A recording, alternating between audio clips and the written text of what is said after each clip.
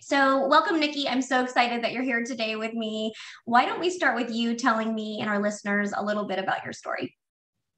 Yeah. Well, thanks for having me.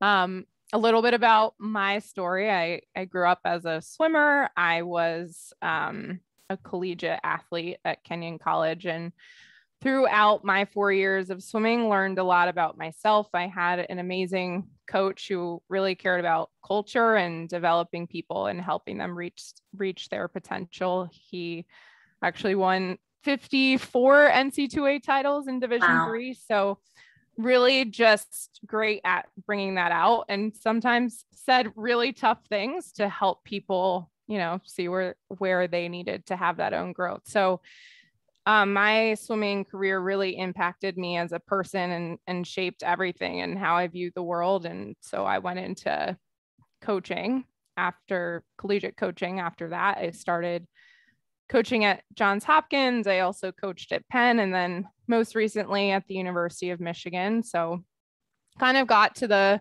highest level of sport. And what I loved most was the personal development piece of it. But I also realized that there were some things that I was unwinding for myself, and how sport had impacted me and how it impacts women, their confidence. And I was kind of in this constant overachieving cycle. I had 2 graduate degrees. I was at the top of the sport coaching Olympic medalists, and still felt like something was missing. I didn't feel fully confident in myself. I was irritated, I was frustrated, and I always thought the answer to that was to do more. Yes. So I started to unwind these patterns for myself, and I knew I wanted to change. And so I kind of combined my own work through coaching and therapy, got certified as a life coach, and now kind of using my degrees, which were in sports and exercise psychology and organizational dynamics, kind of understanding individual motivation, how culture impacts people and their motivations, and also I think how it impacts women on a deeper level, just living inside patriarchy. So Absolutely. a I little love bit that about. you've married all of your background together, right? You got to have the education, the experience, being in the sports world. My husband and I watched The Price of Gold this past weekend from on HBO. And I thought to myself, why have we not figured this out yet, right? Why are we dedicating so much time and energy and support and love and faith into these athletes, only then after the Olympics for it to be nothing, right? And no support and whatnot. So I'm just curious, and looking at the mental health piece and in the athletic world, and then transitioning that to your own coaching practice, especially around resiliency and stress management. As a coach, how are you creating an environment where emotions are welcomed and addressed in healthier ways? And then how do you have that bigger culture span, right? Because you're addressing one person at a time, or maybe you do group coaching, however you do it, but it feels like such a big topic to overcome and tackle. And so where do we begin? What's your answer to that? Yeah, such a good question. And I think there's so many layers of it, but I think the more I reflect on sport, it is, and the more pressure there is to compete and to perform, it comes from, I think, a place of scarcity where you're not enough as you are. And that creates even more fear of our emotions, of our flaws, and kind of just a lot of shame around, I'm, as an athlete, if we're struggling with our mental health, well, you have this image that you're a gold medalist. You're supposed to be that really tough, strong person. And then you want to hide those flaws even more. Mm-hmm. And the only way to cope with that, what you've learned, is to achieve more, to reach the next outcome, the next thing, instead of actually slowing down and embracing your humanity. And I think I felt that as a woman in sport when I was surrounded by a lot of men who also had a lot of pressure to win and get their athletes to perform, and how that was communicated to other women that they were coaching. And I was even told, don't you have too much empathy. You got to turn those emotions down. You got to just tell them either get in the pool or go somewhere else. And so I think I had to do that reflection for myself because I had a lot of shame around my emotions. And so I think the more like safety and coaching, being in spaces with other women that go through this and knowing that that's so normal, and having other women support you and other men support you too. And just like normalizing that, especially in the last week, like what we're all going through collectively, we feel that. Yeah. And there's a reason for that. And that's okay. But the more we can talk about it and create space for that, the more we make it safe for our flaws to be okay, the less we have to compete for our worthiness. So I know there's a lot in there, but yeah, there's a lot to unpack. And sometimes it seems so overwhelming that people don't even know where to begin, or should I even start? And I think doing your own piece, like you said, and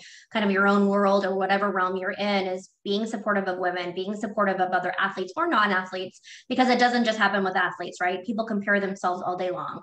You get up in the morning, you're on Instagram, you're constantly scrolling through everybody else's feed thinking they're so much better than me, when the reality is they're probably doing the same with you as well. So I think it's just acknowledging each other and as a human first and a producer second. And I think when I think back to my career, and something you said earlier really hit me, is the production. If I'm not a gold medalist, or I'm not producing this, or I'm not getting top scores at my sport, who am I?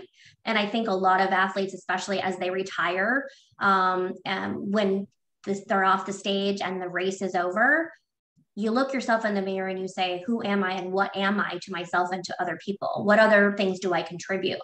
Let's talk a little bit about, you coaching athletes, and then after all of the pomp and circumstance and that adrenaline's gone, the next day after a race, and whether you did well or you didn't do well, what is the question that athletes are asking themselves? Should I do it all over again? Or is the question, who am I? Or is it a combination of both? Yeah, it's a good question. I think for swimmers, it's almost like, what's next? And even last year, it's, you win the Big Ten championships, and then the next day it's like, okay, we got the Olympics in 3 months. Yeah. There's not even really always that space to slow down and to reflect. Like, what did I do really well that I want to just embody and celebrate myself for? Like, what people overcame last year on our team, and, the mental health struggles with COVID and just a lot of things that had to happen that we had to go through. It's just not a space where we sit down and really celebrate what we did well, and to reflect honestly, like, where did I fall short? Can I take a few days in that and really understand how did even my thinking impact that, and how can I implement something to change that, versus just like, we're just going to keep doing and doing and doing because we got the Olympics and we got to go right now. No time to reflect. Other than what could I have done stroke wise or sport wise or jumping a hurdle and things like that. You talked a little bit about COVID. What has this year been like in relation to your practice, your coaching practice in relation to COVID? And how did you navigate kind of the COVID waters that are never ending, it seems like? Yeah. Well, I think my lifestyle has changed so much because I started my business last April. So I've had so much more space in my life to feel and process. And now it's really just me. So I notice when I'm going into overdoing, like I'm making this choice now. If I'm stuck in my no one to blame but yourself. Yeah. Like, I can't blame my boss for being an asshole anymore. Like, I can't blame that person that I'm pissed off at. Like, it's just me. And so I think that's been really powerful, but, there's still so much processing. Like, I am still processing last year, and I think everybody is. And if you're almost pretending that you were unaffected, you're going to struggle even more, because denial.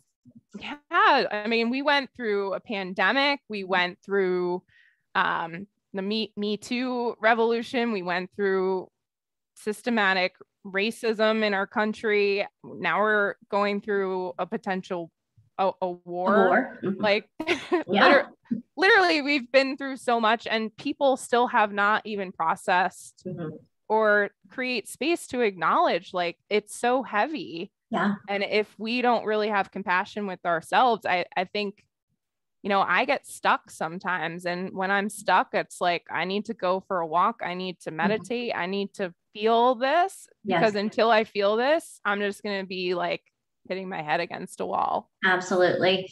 Knowing the athlete in you, you're always going to be an athlete, whether you're retired or not, or whether you're a coach or not, because it's ingrained in you, right? But knowing those patterns from before, what pressure did you place on yourself this year as compared to last year? You talked a little bit about you want to reflect and you want to, take walks and give yourself some compassion, but truly knowing that you're kind of a type A personality, what were you like, this year's going to be different? And has it been? And what have you done? Yeah.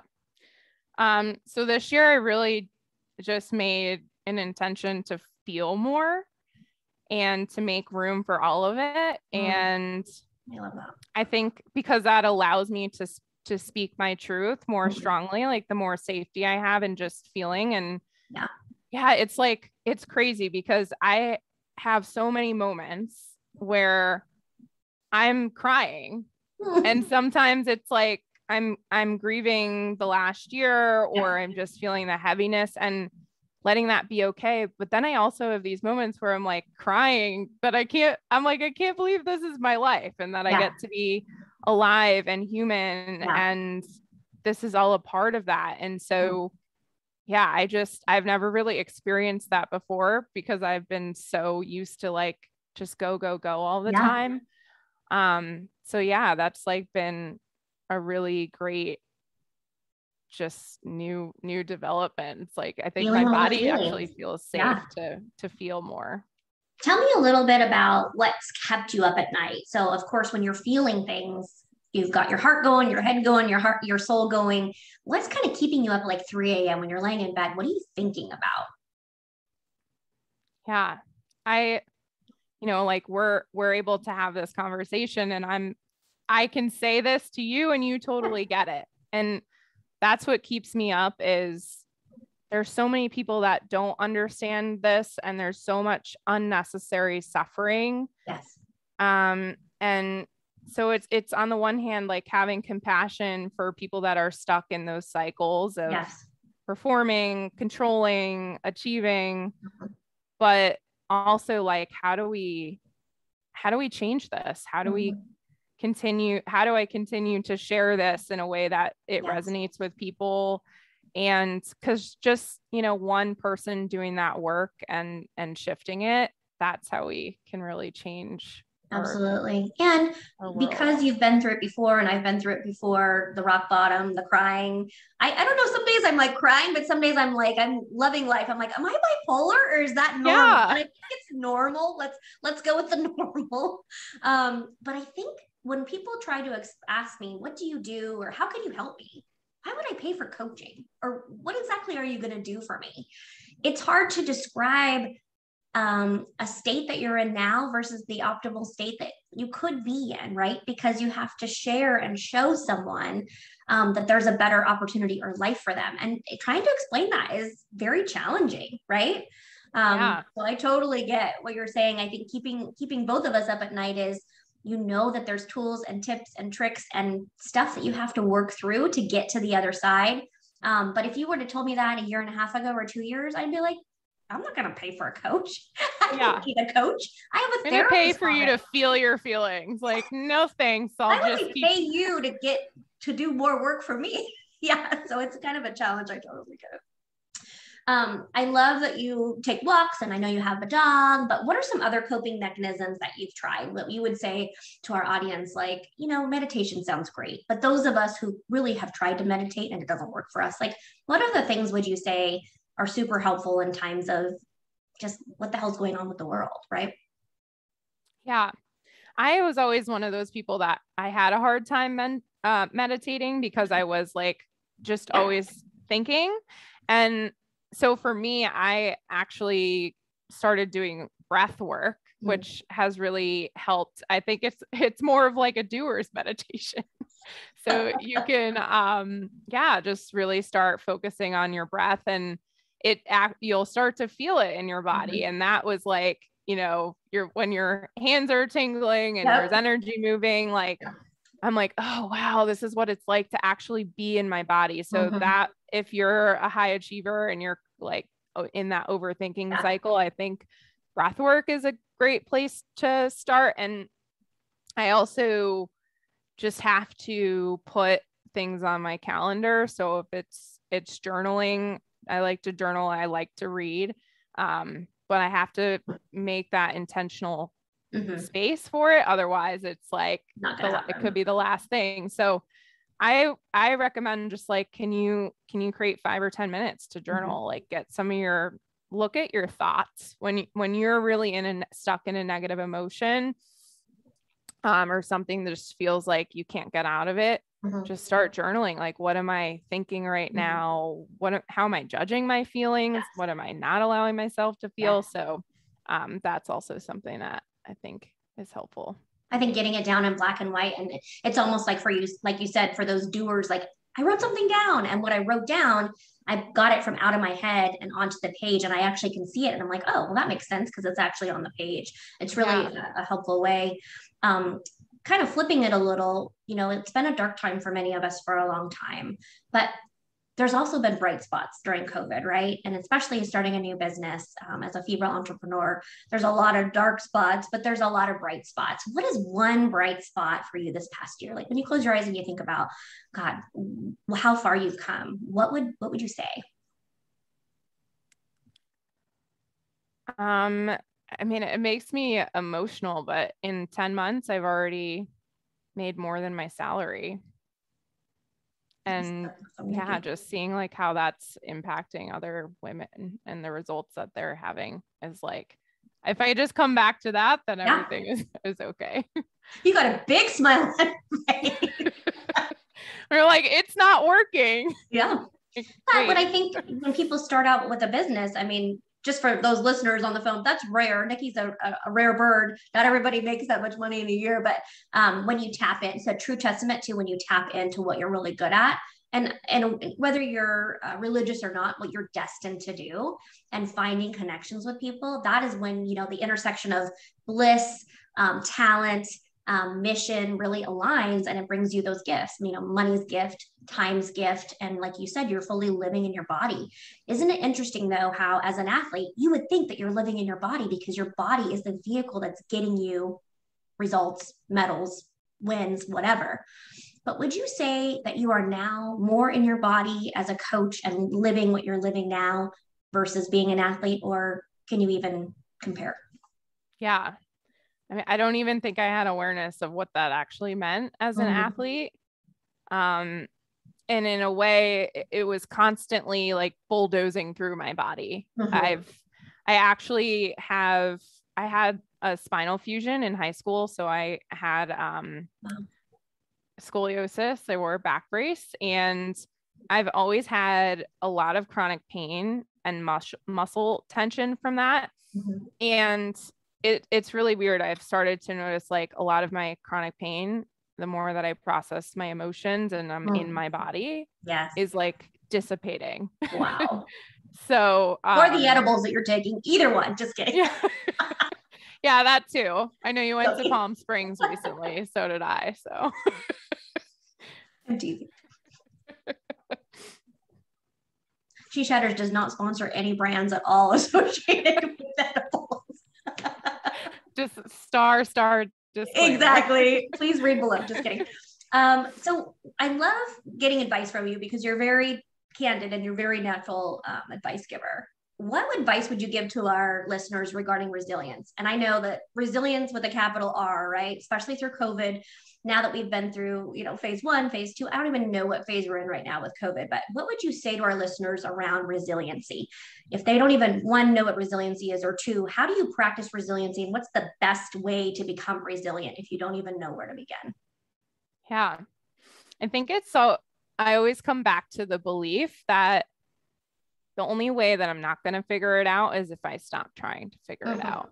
Yes. And with that belief, you can always evaluate what can I learn from this failure? What can I do differently? What can I do better? And deciding that you can't do something is really the only way that you're not going to be resilient. So just continuing to figure it out and get support. I think that's really hard for high achievers. For me, it was always really hard to ask for help and guidance. And I think it does come from that competition. It's like the shame of asking for support and help. And it's so powerful for us to be like witnessed and heard and seen and validated. That for me, it's becoming safer and safer to do that. So I would say, trust that you can always figure it out, but also be okay to ask for help, or have the belief that you can invest in yourself and ask for that help, which comes as a result from believing that you can figure it out. Absolutely. And what would you say to those people that say, I don't need help, but they obviously do need help? Do you feel like they need to get to a rock bottom point, or do you feel like they need to get a ha-ha? Like, what's the quickest way? I mean, I know so many people want to say like, I want to be fixed, or I want this fixed tomorrow, but what would you say is like step 1 and step 2 to really get on the bandwagon of moving forward, taking that step forward when you're so stagnant and you're afraid to make a decision and you're stuck? Yeah. Well, I always ask, how's it been going for you to try to figure it out on your own? Like we always say, I'll figure it out on my own. And you may figure it out on your own, but what if you could solve the problem that you're trying to figure out on your own, or you've been trying your entire life to figure it out, and you could hire someone and they can help you figure it out in 6 months. Absolutely. And then what's the rest of your life going to look like once you've figured that out? I think it's that, you hit the nail on the head. It's that untapped potential. And one of the things that I think a lot of people don't realize about coaches is we're not going to solve that problem for you, right? We're going to ask you, put it back on you. What is it that you can do? What is it that you've tried? Oh, you've tried that before. How did that work for you? Right? Asking those questions. And I always like to think of coaches as, unlocking the answers that are always inside you, but standing beside you along the way, right? We're going to be a passenger. You're going to be the driver. But isn't it more fun when you have someone beside you, cheering you on, rooting you on the runway, holding you accountable, because you're holding yourself accountable, and bringing snacks too? I think that helps. Seriously. Yeah. I just had a client, so funny. She just DM'd me something, and I was like, well, you should share this, I think. And she's like, well, how would I do that? I'm like, what if, or she was saying, I don't know how to do that. Like, what if you did know? But I just need you to tell me. I'm like, I'm not going to tell you, because I want you to trust yourself to figure it out. Yeah, no, it's fun. Well, and I think one of the things that we had a reset reignite retreat last week, and I had so many high hopes for like hundreds of attendees to attend, and as a new coach, I mean, hundreds of attendees to attend, it's not a realistic goal, right? And I think bottom line is, what type of impact did you make in people's lives? And I think being a coach in general, like you said, you can start with one person, you can start with 10 people. The reality is it's the impact that you make, but you have to have people want to make that impact, right? Want to walk alongside you and partner with you as a team. So that's what coaching is all about. Tell me a little bit about what you do for fun. So I read your bio earlier, and it's a lot of, Nikki has 5 degrees and she's a swimmer and she's fabulous, which I totally agree with. But what do you really do for fun? Like on the weekends, what can people see you doing? Yeah, I just love all different types of music. So I recently moved to the DC area and love going to concerts. Like I went by myself to a John Mayer concert. I love him. He's still alive. Was so good, even though he had COVID. He's like, most of my band has COVID, and I may have it too. They were there, showed up. He didn't have his band play. He had stand-in drummer, and he's like, my throat. He's like singing "My Body Is a Wonderland." While he's like, my throat kind of hurts. And then the next day announces that he had COVID, but I got to go see John Mayer play. So I'm always looking for concerts to go to. Well, and you live in DC, that restaurants there are incredible. And I don't know if you're single or not, but I've heard there's a really good nightlife going on over there. I am single recently. Everybody, Nikki's single. Yeah. DM her later. So shoot me a DM if you want to come to the DC area and see Nikki. Go to a John Mayer concert. COVID. All right. So I guess we've already kind of switched to the fun part of the program, but here's where I get to ask you some kind of food for thought questions. And you guys, the audience who knows, I always ask these fun on the demand questions that nobody ever knows what the questions are going to be. So if I told you you could only live one place in the entire world and I gave you a first class ticket to get there, where would you choose to live and why? So it's going to be such a typical Nikki answer, but I would live in Disney World. Disney World? Oh my God. I am a Disney fanatic. Okay. Yeah. And they're like starting to build Disney neighborhood communities now where they like take the magic of the parks and that feeling and create them in different cities. Where? So, is there one in DC? I think they're creating one in like the LA area. Actually. Oh, that makes sense. That is truly a Disney World there. Yeah. But here's why, is because it's kind of like the magic you experience in coaching, right? When you change your life and you're like, I can't believe that this is my life. Yes. And going to Disney World is similar for me. I grew up with it. And it's always like the one place that I could go where I felt totally safe. I was just like a kid. I was in the magic of life. And I know that there's a lot of like issues with Walt Disney and culture. You know, my ex, I took him on Splash Mountain. He's like, do you know how racist this ride is? I'm like, no, but please enlighten me. He did a lot of study of, you know, he's doing a PhD in African American history. So he enlightened me about a lot of my ignorance around Disney, but I still love Disney World.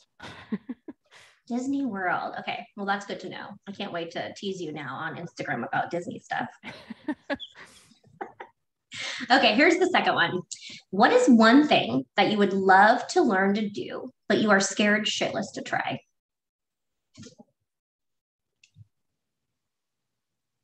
I would say singing.